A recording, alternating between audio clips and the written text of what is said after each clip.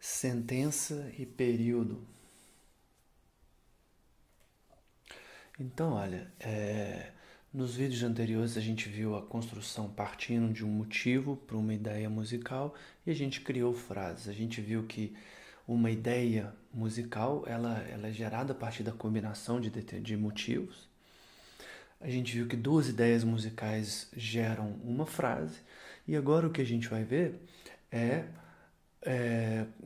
duas frases gerando um período ou uma sentença, ou seja, um período ou uma sentença vão ter 4 ideias musicais, só que a gente vai ver que elas estão todas interrelacionadas, porque são frases específicas com as quais a gente vai trabalhar. E num próximo passo, se a gente juntar períodos e sentenças, a gente começa a gerar as grandes formas musicais. Sentença e período, então, são duas frases em sequência. A primeira frase a gente vai chamar de frase antecedente, a segunda frase a gente vai chamar de frase consequente.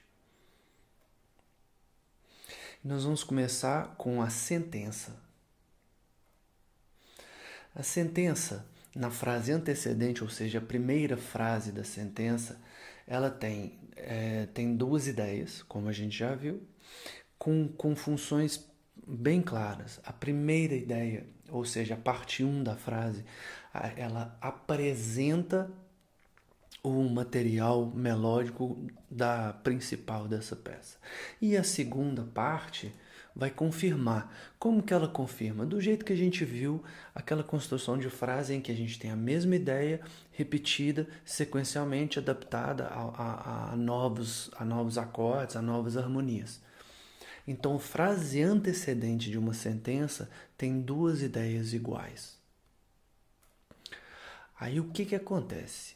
Se a gente apresentou uma ideia na primeira parte do antecedente, a gente confirmou essa ideia na segunda parte do antecedente, agora no consequente, ou seja, terceira parte dessa sentença, a gente vai ou desenvolver ou contrastar de alguma forma o que veio antes.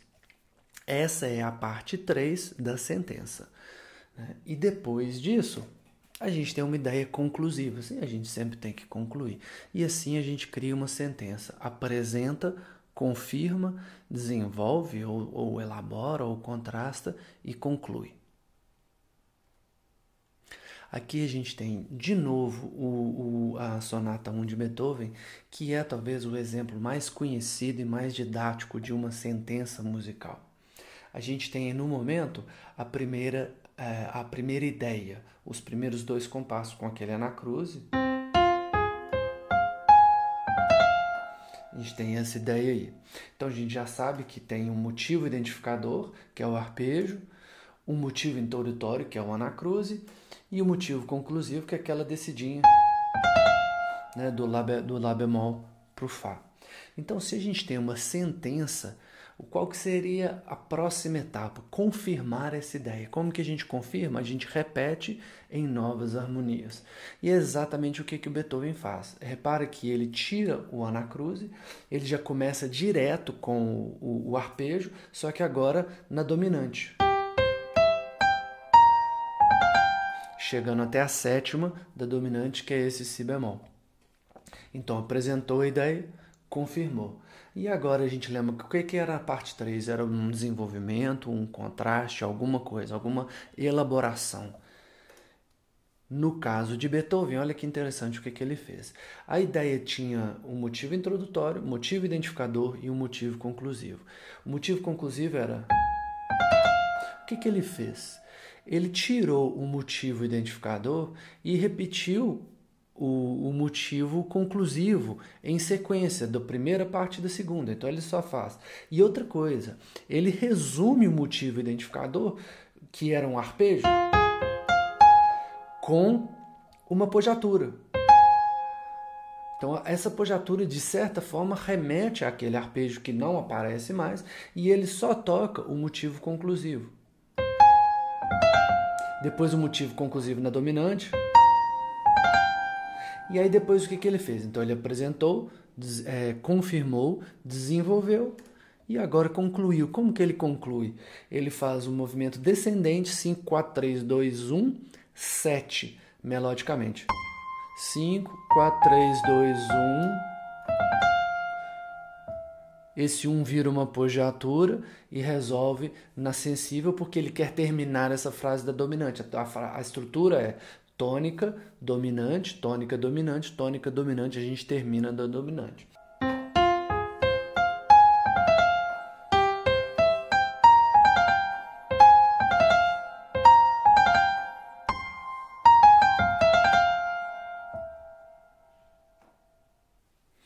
Então a gente tem um exemplo muito didático, muito claro, muito histórico, né?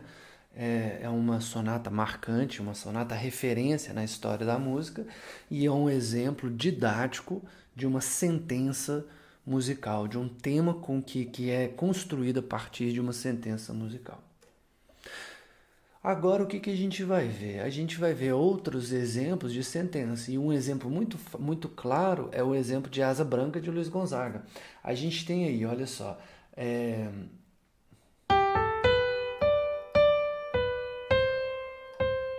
A gente tem um motivo identificador, que é o primeiro compasso. A gente tem um motivo introdutório, que é uma anacruse. E a gente tem um motivo conclusivo, que é essa nota repetida. Então a gente tem introdução, identificador, conclusão. Se a gente for resumir essa frase em notas principais, ela nada mais é do que um movimento si, dó.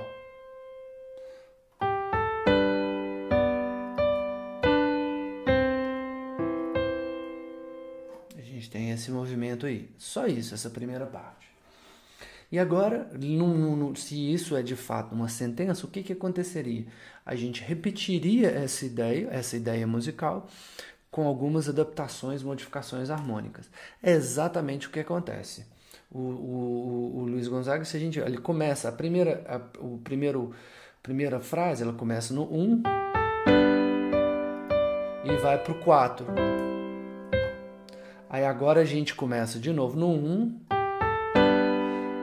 E agora ele acrescenta um 5. E termina no 1. Então ele faz 1, 4, 1, 5, 1. Para a gente ter esse fim no 1 e para estabelecer essa tonalidade de Sol maior. Então agora a gente já teve a ideia inicial, a ideia de confirmação. Agora a gente teria uma ideia de desenvolvimento ou alguma coisa assim, e é exatamente o que acontece nesse próximo compasso. O que ele faz? Tem a anacruse. Lembra que isso aqui é a primeira parte da ideia principal. Só que aí o que ele faz? E aí já entra no anacruse invertido, desenvolve aquela primeira parte, ou seja, percebe? E aí a gente tem um momento de desenvolvimento. Depois do desenvolvimento, a parte 4 é o quê? A conclusão.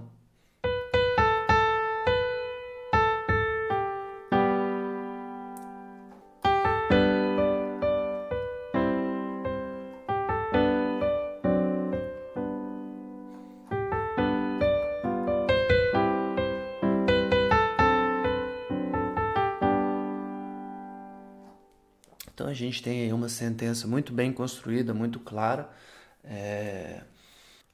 Coincidentemente, a segunda frase, se a gente lembrar, o Beethoven na sentença da sonata, ele fazia um movimento 5, 4, 3, 2, 1 e terminava no 7 para concluir. Se a gente olhar essa segunda frase, a parte 3 e a parte 4, ou seja, a segunda frase disso aqui, a gente tem aqui assim, um 5, aí vem pro 4, 3, 2, 1. Então aquele movimento 5, 4, 3, 2, 1 é um movimento muito característico de final de frases que vem, a gente viu desde o período clássico e desde o barroco isso existe. Esse movimento melódico 5, 4, 3, 2, 1 é muito comum para finalizar um tema, uma ideia. Um outro exemplo de uma sentença é Lamentos. Lamentos, os motivos a gente vai ver que são bem simples, é uma melodia muito mais cantada do que uma melodia motívica. A gente tem um início, eu não vou tocar as inversões que estão na cifra e começa com Ré com sexta, eu vou tocar um Ré sem inversão, com baixo na tônica mesmo, só para a gente conhecer essa harmonia. Então a gente tem aqui, ó, esse início de Lamentos do Pixinguinha. Aí a gente vai chamar esse Mi, né, essa mínima de um motivo identificador. A gente vai chamar esse Fá, que é um anacruse, de um motivo introdutório. E essa semínima pontuada no final é o motivo conclusivo, né? Uma coisa que fortalece, eu acho, a identidade dessa ideia musical é esse anacruse e esse movimento de resolução descendente. Se a gente vê por que isso funciona bem? Porque a gente começa a melodia numa dissonância e resolve essa dissonância, né? Então esse Mi, ele tem uma inquietude por causa disso. Por mais que não existam motivos, ele quer chegar no Ré, ele quer movimentar para aquele Ré. Então a gente está satisfazendo aquele movimento do primeiro para o segundo compasso. E agora, toda sentença musical, ela começa com uma ideia e a gente tem imediatamente depois a confirmação dessa ideia. E é exatamente o que a gente tem aqui, ó. O Pixinguinha, ele faz um anacruz, só que agora ele inverte e ele chega de baixo para cima e tem uma nota, esse Dó harmonizado com um Ré diminuto, ele quer dormir para virar esse Si meio diminuto, é mais estável do que um diminuto com sétima maior. Isso é dissonante, né? Então ele consegue criar a mesma sensação de necessidade de resolução de movimento. Então ele repete a força daquela ideia melódica. Vale reparar, apesar dos baixos, a gente tem um primeiro grau e depois um primeiro grau diminuto. A gente viu na última aula, isso é o quê? É aquele CT07, acorde diminuto de nota comum. Se ele for de fato isso, ele seguir a regra, no próximo compasso, o que vai acontecer? Ele resolve no primeiro grau. E é exatamente isso que acontece. A gente volta para um Ré, só que a gente volta para o Ré agora na parte 3 da sentença. O que a parte 3 da sentença faz? Ela desenvolve de alguma forma aquela ideia musical. E o que o Pixinguinha fez? Ele faz uma anacruse e agora, ao invés do movimento ser descendente e durar um compasso, ele acelera o movimento e faz ele grau conjunto ascendente.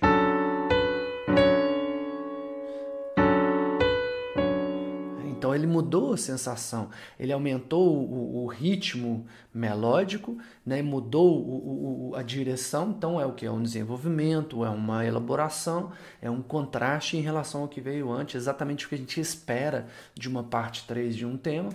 E aí finalmente o que ele faz? Ele conclui. Como que ele conclui? Ele volta para a nossa ideia. Como pequena antecipação, vale refletir que essas antecipações elas são muito de interpretação. Essa rítmica não precisa ser rigorosa. Esse sol desse compasso 7 ele pode ser tocado antes, depois. A gente tem essa maleabilidade no choro. Mas então vamos tocar essa segunda parte como um todo. Seria... E a conclusão... Então o que ele fez? É a mesma ideia, né? Então ele apresentou ela uma vez, a segunda vez, a terceira tem um movimento ascendente e chega num ponto culminante. Então é muito expressivo melodicamente esse tema, porque ele começa descendo, olha. Ele tem tensão, resolve, tensão, resolve. Então a gente está sempre descendo, a gente está acalmando. E aí de repente o que ele faz? Ele aumenta o movimento e aí reforça a resolução e resolve ainda numa dominante, então a gente fica inquieto ali. Então é muito expressivo, com coisas muito simples, Pixinguinha consegue uma melodia extremamente expressiva, né? A gente termina numa dominante, porque claramente a próxima parte, então se termina num si com sétima, a gente provavelmente vai começar a próxima frase no segundo grau. Então tá aí o Lamentos como um exemplo muito claro também de sentença musical. E só para fazer um adendo aqui, a gente tem na harmonia nos primeiros compassos, a gente tem um Ré diminuto e um Ré. Não é? A gente sabe que isso é um CT07, 1. Agora a gente sabe que esse CT07, né, esse 1 diminuto, ele na verdade, se a gente está em Ré, né, o 1 diminuto, na verdade, ele é uma extensão, ele seria no fundo sustenido 2, né, e é uma extensão do 7 dominante. A gente tem uma dominante de resolução por engano, a gente falou muito disso na última aula. É isso que está acontecendo. Então a gente poderia tocar dessa forma, a gente poderia reharmonizar dessa forma? Poderia.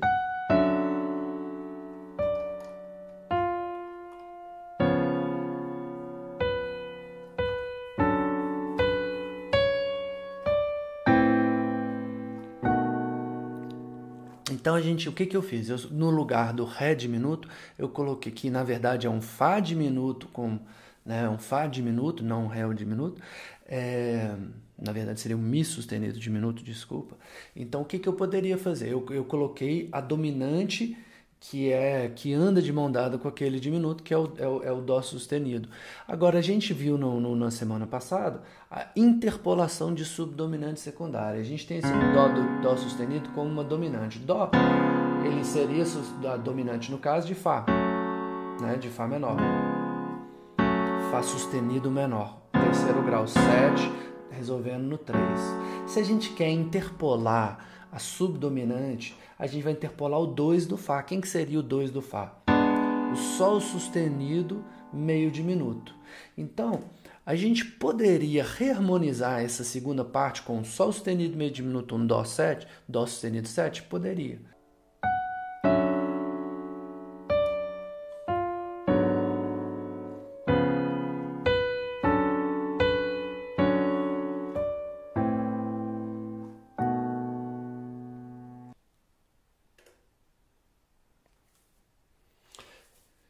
Então a gente tem aqui agora um outro exemplo de sentença, seria Preciso Aprender a Ser Só, do Marcos Valle, em Lá maior. A gente começa sem anacruse, então a gente começa com um motivo identificador e a gente tem um motivo conclusivo. Vamos tocar esse trechinho.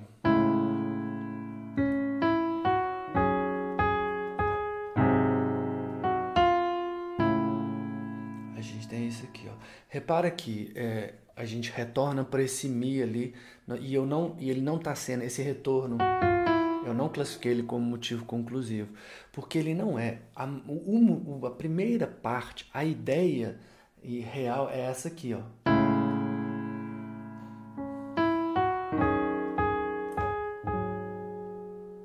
E aí o que ele faz? Um anacruse para reapresentação, ou seja, para confirmação dessa ideia. Então ele faz esse, né, que dá uma sensação de que a coisa é contínua, que fica muito interessante. A primeira ideia está conectada com a repetição dela mesma e ela vem imediatamente depois, igual com uma adaptação harmônica.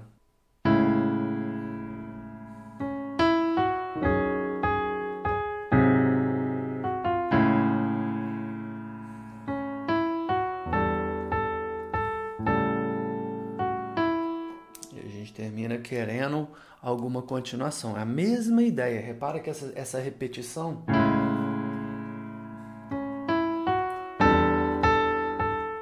ela acabou aqui e a gente quer uma resolução. Então ele conectou todas as partes, né? Então vira uma coisa muito fluida. E ali sempre resolve. Cai no Ré.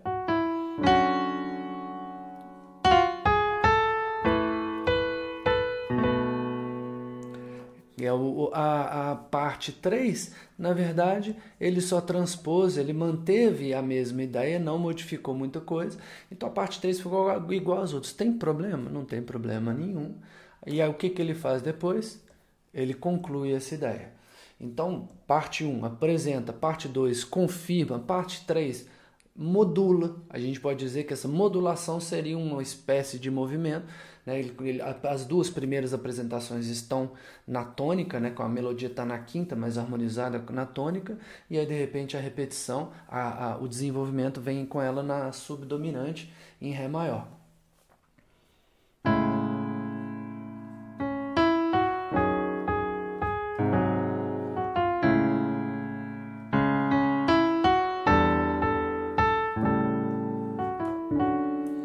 Olha como é que essa resolução é interessante. A gente estava esperando aquele movimento descendente e ele não vem, ele vem um movimento ascendente. Então dá uma sensação de movimento, de novidade.